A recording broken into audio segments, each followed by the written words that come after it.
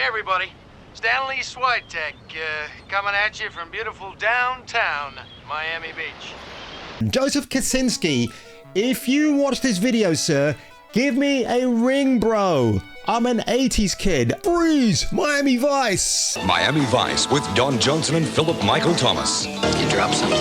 Now, Wednesday, 9:30 on 10. Listen, when Miami Vice appeared on your small TV screen back in the day, there was one reason why you looked forward to those opening titles. Well, there's actually two. First of all... and then these two bikini lovelies right here. I need a salt and pepper jacket for this review. I used to have them a long time ago, and sadly I gave them away because who would have guessed 20 years later YouTube would be in our faces in so many places. But Joseph Kosinski, the man who gave us the runaway hit of the year, I'm kidding, it wasn't a runaway hit, but it certainly is up there in the top 5. F1 the movie, which by the way, you can get as a physical edition on a limited basis from HMV. I pre-ordered mine this week and I cannot wait for it to arrive on the 10th of November this year. His next movie won't be a sequel to F1. It is, in fact, Miami Vice. As a guy who has the entire Blu-ray series in his shelf in the living room with all original licensed music, I don't know how I feel about this because Michael Mann's 2006-7 Miami Vice, I did not like. It took itself too seriously. It's Michael Mann basically remaking that TV series, which he had very little to do with. Pretty good movie. Beef is a fucking masterpiece. All right. That was when he was still hungry, right, and wasn't drinking his own Kool-Aid. The name's Nukem.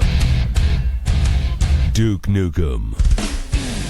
No, I'm not here to kick ass or chew bubblegum. I'm not here to get even with those alien bastards for shooting up my ride either. I'm here to tell you to watch Jason King on Kung Fu Hot Dog. So watch out for him and his babes of the 1980s. In the same way they did with Heat, based on LA Takedown with Scott Plank, and I actually do like that TV movie quite a bit. But let's get into this article here, folks, from Deadline.com, and let's have a look and see what more details I can shed for you regarding this. I mean, how cool is that? Don Johnson in an overcoat. I think this might be Series 4, perhaps. And again, Philip Michael Thomas always wore these really cool suits to match his frame. And what was so crazy about this show, folks, if you've never seen Miami Vice, designers were literally throwing themselves at the show's producers and the stars just to get their fashions marketed. Free marketing. Hugo Boss, Armani, the watches, Cartier, you name it, the cars, the Lamborghini Countach.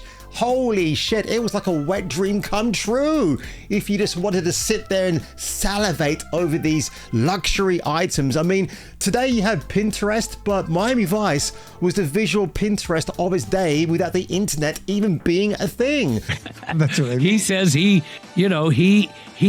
created the marketing around the show that it was Michael Mann's Miami Vice. Yeah.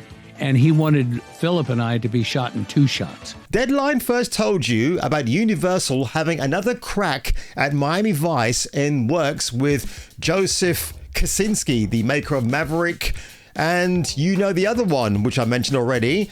So they're setting a release date for 2027 on the 6th of August. And they're looking at it as kind of emulating the success of Hobbs and Shaw, which I absolutely hated. Kosinski's big screen version will explore the glamour and corruption of mid-80s Miami. There you go, you sold me. You absolutely sold me. Before I got to this paragraph, I was wondering, how are they going to approach this? Because listen, I'm going to come back to this article in a minute, folks. In fact, I've sped read everything in there, and it's just made me extremely hard, folks. I'm not going to lie.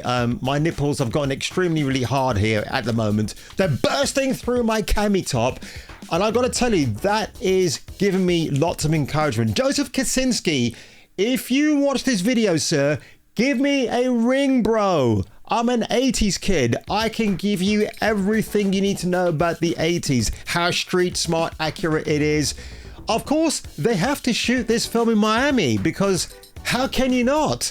And will Don Johnson and Philip Michael Thomas be asked to make cameo appearances? I think they should. I don't think it'll be a comedy in the vein of Jump Street or 21 and 22 Jump Street, right? It won't be like that. I think it'll be semi-serious. It'll be more of a family-fed movie. Universal don't want to make an R-rated Miami Vice because Miami Vice, yeah, it tackled hardcore drug themes, but you can tone them down for a 12 certificate film. If you're a UK viewer, you know what I mean.